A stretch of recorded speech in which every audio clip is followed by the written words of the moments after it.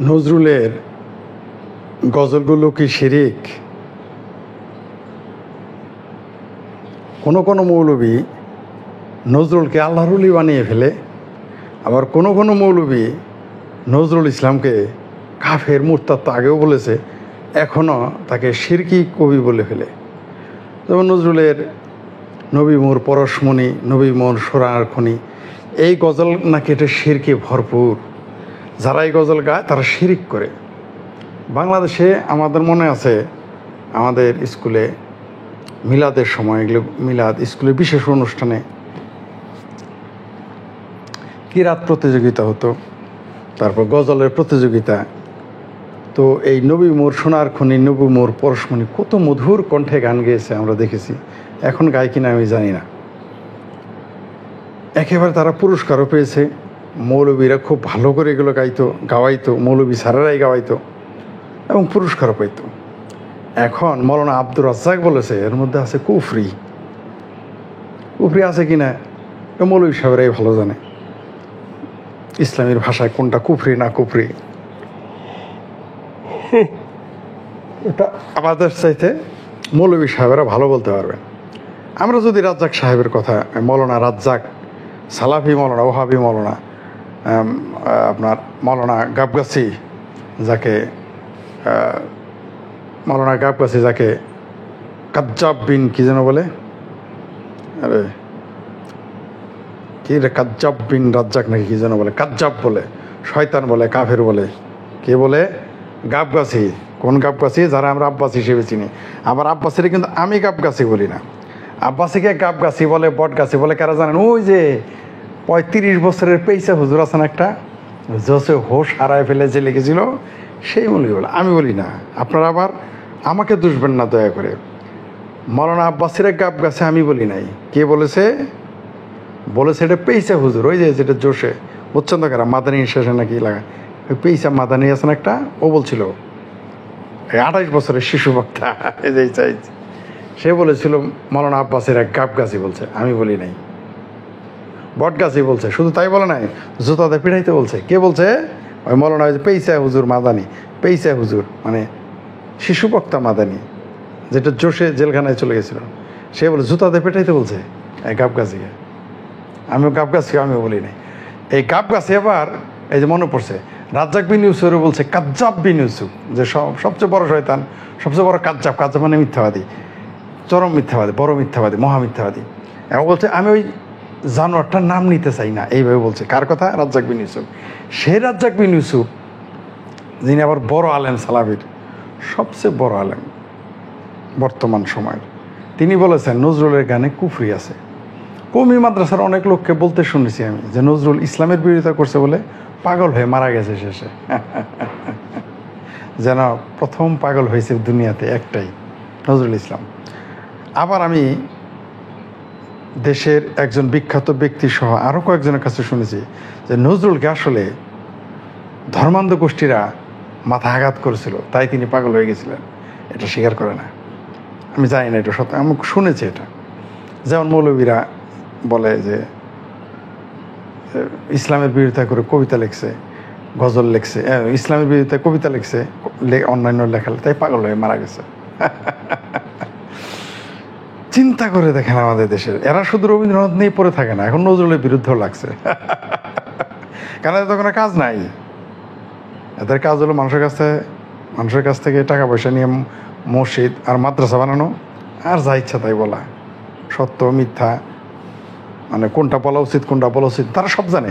বাংলাদেশের মৌলবী সাহেব সব জানে। তারা সাপ বিশেষজ্ঞ, হাতি বিশেষজ্ঞ, মহাকাশ বিশেষজ্ঞ, যারা জ্যোতিষ মানে জ্যোতির্বিদ্যা আর জ্যোতিষবিদ্যার মধ্যে পার্থক্য বোঝে না, তারা সব মহাকাশ বিজ্ঞানী হয়ে গেছে। যারা দেখবে সব বোঝায়। আমাকে মাঝে মাঝে বিভিন্ন অনুষ্ঠানে লাইভে আমাকে আমন্ত্রণ করে, মানে ইউটিউবে বা ফেসবুকে আমাকে বিষয় দেয়। আমি বলে গেলে আমি জানি না। বলে কীভাবে পরিষদ আপনাকে জানেন না? জি না, আলোচনার সমালোচনার মতো বিদ্যা আমার নাই। গেলেও আমি চুপ থাকবো, তাহলে ডাইকেন।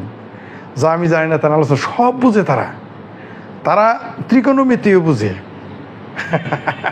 তারা কবে না জানি এই ওয়াইজির মৌলবী সাহেবেরা, যে ইউটিউব শরীফে যত মৌলবী সাহেব দেখেন, এরা না জানি কবে আমার ধারণা সম্পাদ্য উপপাদ্য ত্রিকোণমিতি এগুলো করানো শুরু মানে এলজাবরা শুরু আপনাদের শেখানো শুরু করবে। এটাই শুধু বাদ আছে, কয়দিন পরে তাও শুরু করবে। যাই হোক, নজরুলের রবীন্দ্রনাথকে ঠেকাতে মানে একজন হিন্দু কবিকে ঠেকাতে নজরুলের আমদানি করা হয়েছিল। আমদানি শব্দটা ব্যবহার করলাম, মাইন্ড করেন না বড় নাকি। তাকে ঠেকানোর জন্যই নজরুলকে আমদানি করা হয়েছিল। যারা নজরুলকে আসলে কেউ ভালোবাসে না, এই মৌলভী সাহেবেরা রবীন্দ্রনাথের সাথে বেশি ঘৃণা করে নজরুলের। চাপা উপরে উপরে মারে কেন জানেন? একটা নাম নজরুল ইসলাম, তাও আবার নাম আছে নজরুল ইসলাম। তারা বলে সম্ভ্রান্ত পরিবার। নজরুল ইসলামের বাপের নাম কি আর নজরুল ইসলামের ডাক নাম কি ছিল? এই ডাক নাম আর বাপের নামের মধ্যে বোঝা যায় তারা সম্ভ্রান্ত বংশের লোক ছিল না। আমরা এগুলো লিখছি সম্ভ্রান্ত, জাতে ওঠার জন্য। আর এবার নজরুলের তোমাদের জাতে তুলতে হবো না, নজরুল তার লেখা দিয়ে জাতে উঠবে বা উঠছে, জাতে উঠে আছে। নজরুল তার লেখা দিয়েই টিকে থাকবে। নজরুল বাপদাদার নাম সম্ভ্রান্ত, মুসলিম পরিচয়, হিন্দু পরিচয়, এগুলোতে নজরুল টিকে থাকবে। নজরুল তার সমহিমা নজরুল টিকে আছে, টিকে থাকবে। নজরুলের অবস্থান কেউ নিতে পারবে না। নজরুল ইসলামের বিকল্প নজরুল ইসলাম শ্যামা সঙ্গীত লিখছে, আবার এইদিকে গজল লিখছে। কি বলবেন তাকে আপনি? হিন্দু না মুসলমান? তার ছেলের নাম কি? কৃষ্ণ মোহাম্মদ।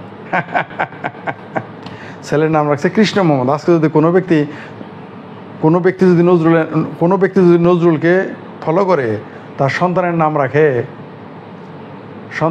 রাখে thank you KMD Roni, best wishes for you sir, thank you very much MD Roni. আজকে যদি কেউ নজরুলরে ফলো করে, নজরুল যেভাবে তার ছেলের নাম রাখছিল, এইভাবে যদি বাংলাদেশে কোনো মুসলমান নাম রাখে, তাতে এলাকায় বাস করতে দিবে না। মৌলভী সাহেবরা তো তারা দৌড়াবো। আপনার সন্তানের নাম কৃষ্ণ রাখবেন, মুসলমানের নাম কৃষ্ণ মোহাম্মদ রাখতে দিবেন, মামলা হয়ে যাবে, বাড়িঘর করে দিবে। এখন নজরুল কী লিখছে ভালো করে পড়ে দেখেন। যাই হোক, খোদ আলেম সাহেবই বলতেছে, রাজ্জাক বিন ইউসুফই বলতেছে, গাবগাছের ভাষায় যিনি কাজ্জাব বিন ইউসুফ মানে মহামিথ্যুক, আমি বলি নাই, এটা আব্বাসী সাহেব বলছে। তিনি বলেছেন যে রাজ্জাক বিন ইউসুফ বলেছেন যে নজরুলের এই গজলেতে কুফরি আছে, শিরকি আছে। তাহলে নজরুল শিরক করেছে, শিরক করে মূলত সে মুসলমান, সে তো দুজকে যাবে, খারা দুজকে, তাই না ইসলামের পরিভাষা। আবার নজরুলের সেই বিখ্যাত গান মসজিদের পাশে মরে কবর দিও ভাই, এটা নিয়ে কত জামাতি হুজুররা ওয়াজ করছে, কত যুক্তিবাদীরা ওয়াজ করছে এই গল্প করে করে করে। আজকে রাজ্জাক বিন ইউসুফ বলতেছে এটা ফালতু কথা। নজরুল কবরের পাশে কারো এই গান দিলে, কবর দিলে কি সে গুণামুক্ত হবে? কাবার নিচেও যদি কবর দেয় তাও নাকি তার গুণা মাফ হবে না। ওকে, যদি তাই হয় তাহলে এই গল্প নিয়ে যারা এই গজল নিয়ে এতদিন লম্বা লম্বা কথা বললো, তাদের কি হবে? এই যে আমাদের বানিয়ে এই গজলের মাহিমা প্রকাশ করলেন, তাদের কি হবে? এই নবীমুর পরশমণি এই গান শুনিয়ে যারা কত কথা আমাদের শোনাইলেন মঞ্চে, কত আমরা মারহাবা বলেছি, আলহামদুলিল্লাহ বলেছি, সুবহানাল্লাহ বলেছি, তাদের কি পরিণত হইল? হবে কি? তারা কি ভুল স্বীকার করবে? আর যারা এই মসজিদের পাশে নজরুলের যে স্পৃহা, এটা তাহলে একটা ফালতু বিষয়। মসজিদের পাশে কবর, আবার নিচে কবর দিলে যদি কোনো ফায়দা না হয়, তাহলে মসজিদের পাশে কিছুই হবে না। তাহলে নজরুলটা তো কবরই দেওয়া হয়েছে এই কথার কারণে।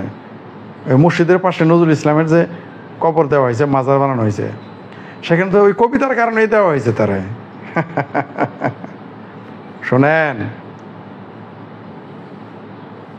মৌলভী সাহেবেরা এবং হেফাজতে পাকিস্তানিরা, তো সবাই শুনে রাখেন, আল্লাহ বাঁচাইছে। নজরুল পাগল হয়ে গেছিল।